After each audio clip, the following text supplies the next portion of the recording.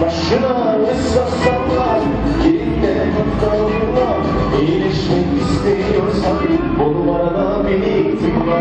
Başına ıslatsanlar, yerinde mutluluğuna iyileşmek istiyorsan bu numarada beni tıkla.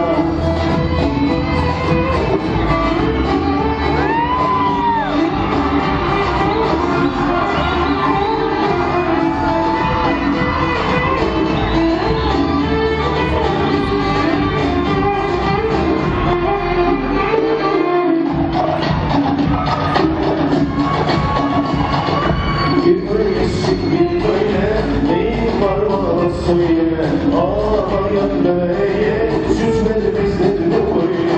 Bir öylesin bir böyle, neyin var bana söyle. Ağlayan böyle, süzmelemezler bu böyle.